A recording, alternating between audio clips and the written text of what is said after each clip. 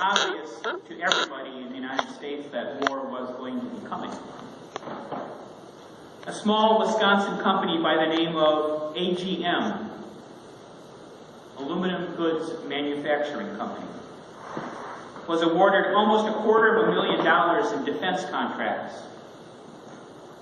The contracts were for the manufacture of canteens that would go to U.S. troops, and that $250,000, remember this was the 40s, bought around 300,000 canteens for troops. Now, aside from contributing to the war effort and the eventual victory over Japan and Germany, these contracts did one other thing, at least. These contracts to make canteens made it possible for a young, slightly bored factory worker, on a whim, to write her name and address on a small slip of paper and stick it into one of the canteens. Now, this was against the rules. It wasn't the sort of thing that a young lady should do, particularly when you're working on a defense contract. But hey, it was the 40s. It was modern times. Times were changing and women could even vote now. So she did it. And after a daydream or two, she never thought any more about it. Well, she didn't think any more about it until she got a letter from a soldier. Specifically, she got a letter from a crane operator in a combat engineering company in the Pacific. Once that happened, she really couldn't do anything else except write back. Somebody had taken the trouble to write.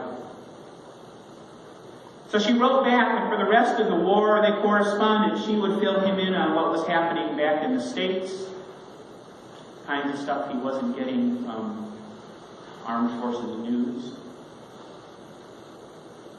And when he wrote back, he would try to slip little hints about where they were past the censors.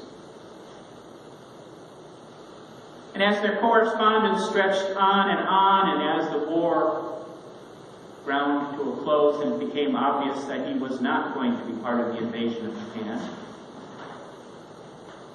they made plans to meet when he got home.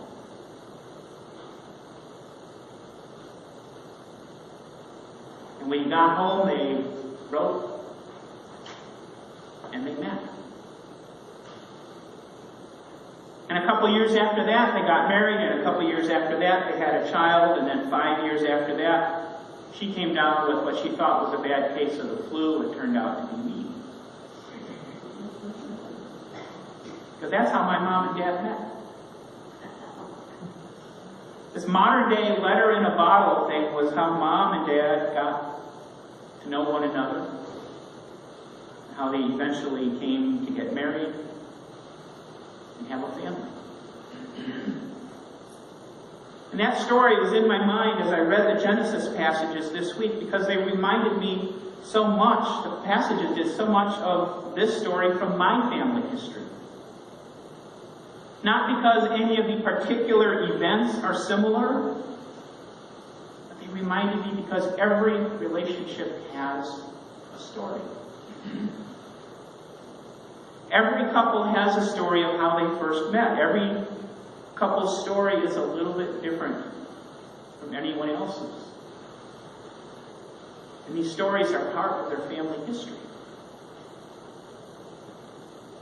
And when you think about it, Genesis is full of these stories. You go back to the very beginning of the book. The story of Adam and Eve is the Genesis writer's origin story for the whole human race. A story of Abraham and Sarah, who were uprooted from everything they knew and taken to this strange land of Canaan. All of the trials and the tribulations that they went through, those are all part of the origin story of the Hebrew people. And the story of Isaac and Rebekah's unusual courtship, if you call it that. That's part of the origin story of the Hebrew people too. And because we are followers of Jesus and the beneficiaries of the covenant between God and Abraham and his descendants, in some way these stories are part of our family history as well. So this morning I want to take a few minutes and just talk a little more about Isaac and Rebekah's story. Maybe highlight a few things that you might have missed. I mean, to some extent, it's a familiar story. Many of us, at least, have probably heard it in Sunday school or some other place. I do kind of remember Mrs. Kieselhorst talking about it. But the story is layered with elements that are foreign to us.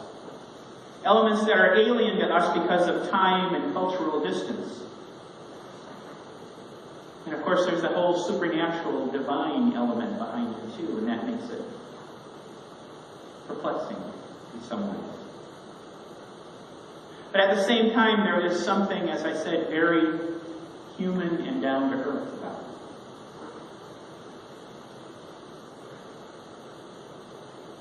The story starts with Abraham's servant. I'm going to go back a little bit before the passages that we read. The story starts with Abraham's servant, and Genesis does not name him in this case. And I suppose they don't name him because his name really isn't important. It's not really the focus of the story. But we know I don't like having anonymous people in my stories, so I'm going to name him Alfred. It seems right. So one day when Isaac had reached marrying age, Abraham called Alfred into the tent. He says, "Alfred, you know, I've been noticing that Isaac's become a man now and he needs a wife. I want you to find one for him."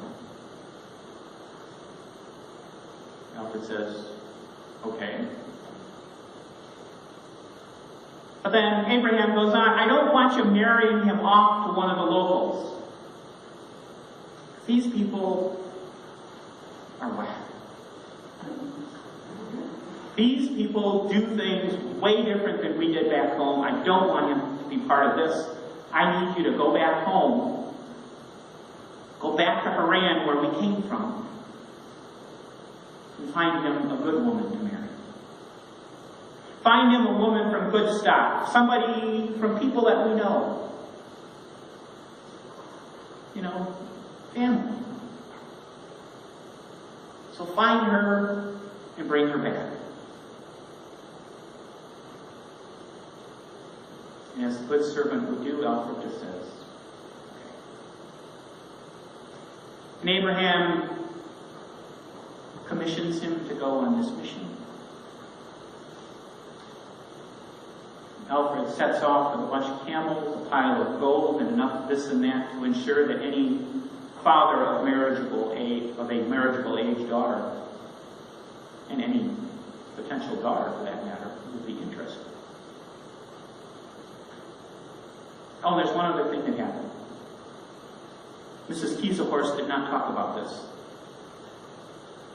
Before he left, after Abraham had explained everything that he wanted Alfred to do, he looked Alfred in the eye and he said, "Do you understand what I'm asking you to do?"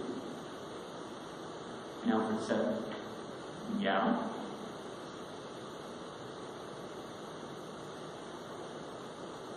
"But what if she doesn't want to come back?" This hadn't occurred to Abraham, because who could resist? But after a moment, Abraham says, "If she doesn't want to come back, then you are freed from doing this thing. But before you go, I want you to take an oath that you will do your best." Alfred says, "Of course," because he was a faithful servant. And Abraham says, "I want you to take an oath. Put your hand under my thigh and swear."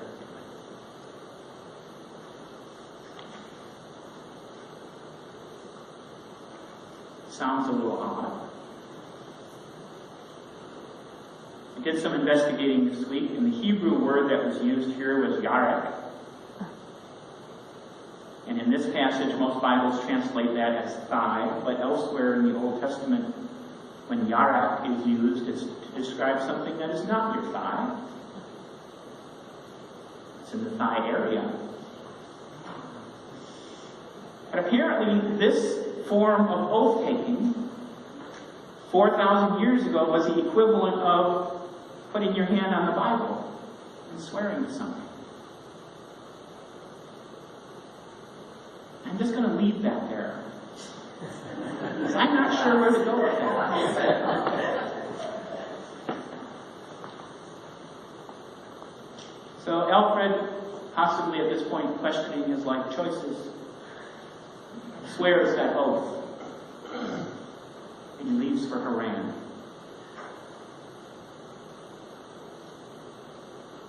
And at the end of that journey, it's where, to me, where Alfred seems very human and modern, because he gets to the end of this long journey. This was hundreds of miles. We don't know how long it took. And he gets to the well, and he says to himself, "No, I'm going to ask the first girl who seems polite enough to come out and give water to me and my camels without me asking." Now we can read that as Alfred naming a sign, but we can also read that as Alfred saying, you know what, I want to get this done. So the first woman that comes along and is polite, we'll take her. Well, we'll ask her. But no sooner did he say that, the story tells us, than Rebekah comes out to fill her water jug, and we're told that she was very fair to look at. Back then, fair was a good thing. It's not like saying, no, fair. But she was very fair to look at, and Alfred approached her and asked for a drink, and she spontaneously said, "Sure, have some of my water, and then I will go get water and water your camels for you." So she was good looking. She was polite. She was from the town of Haran. She was the one. So Alfred pulled out a gold nose ring and a couple of bracelets and flashed those and said, "Hey, you think they could spend the night at your dad's house?" And Rebekah said, "Sure," and she took him home to meet the family.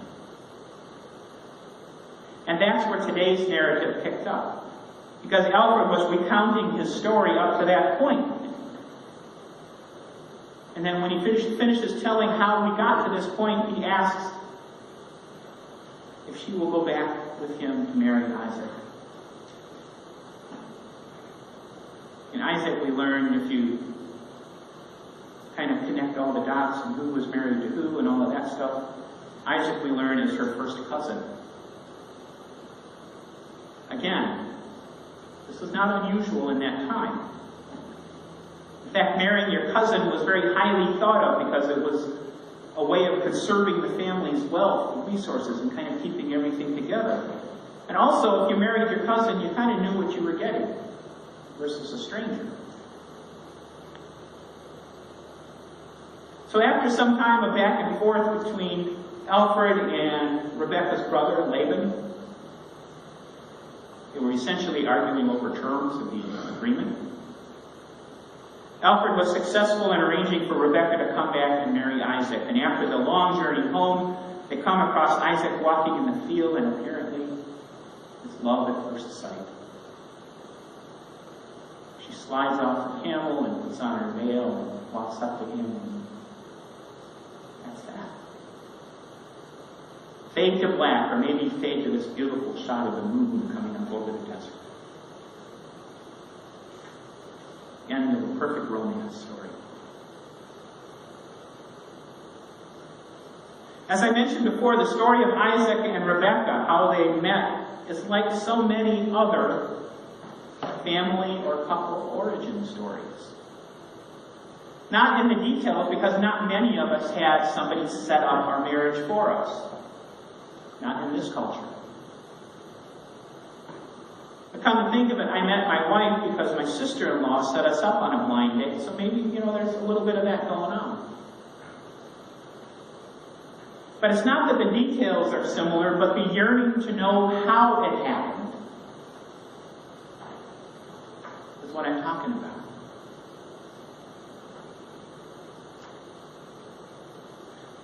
The Hebrew people wanted to know how their ancestors had gotten together. And the desire to pass along to your children and your children's children the story of how their particular piece of history came together is such a human and enduring thing that it still touches us today, and it's 4,000 years after that time. And we can still connect to it.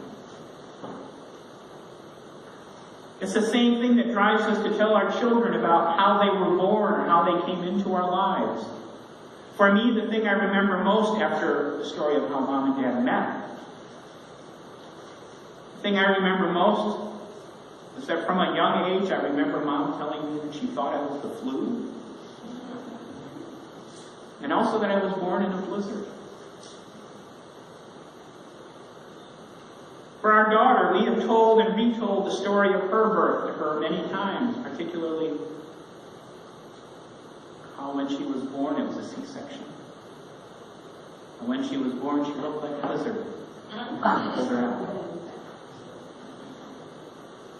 And for my son, we have told and retold the story many times of how we found and met him for the first time in Russia. Because at some basic, hardwired level, most of us are curious about where we came from and how we got here. And that's what the book of Genesis is about. It's not just a divine revelation of the origins of the universe and covenants and all of that cosmic stuff, but it tells the stories of how we came to be who we are. Some of those stories, like the one last week, can be disturbing. Some of them can be strange, but some of them are quaint, but they all touch us at a human level because we can see the humanity in all of those people, in all of those stories. And we can connect to them. We look back and we see the conflict of morality versus immorality, and we see the idea of being outcasts, of being strangers in a strange land and trying to hold on to who you are in the middle of all that strangeness that is just not your own. And all of these things, if we read them and try to understand them for what they are, they help us to know who we are, even today. Because behind every one of those stories, there is a God. And it's not a God who is remote. It's not a God who is this master tinkerer who sets the universe up and then dusts his hands and says, okay, I'm done with that project. What next? It's a God who loves his creation. It's a God who wants to interact and to be a part, a recognized part of his children's lives. The stories like that, the story today, they're a reminder that God is always there. Always. Sometimes God's presence in our lives is awe-inspiring, He's creating stars, creating planets, dividing the Red Sea, doing stuff like that. But more often than not, God's presence in our life is a heck of a lot more subtle. It's that thing that guides our steps if we listen. It's that thing that's always whispering in our ear and telling us to love God by loving God's creation, and that means loving all of God's creation. It's that subtle thing that's always there to remind us that no matter what we've done, we will still have a home to go to if we open our hearts to God's grace and forgiveness.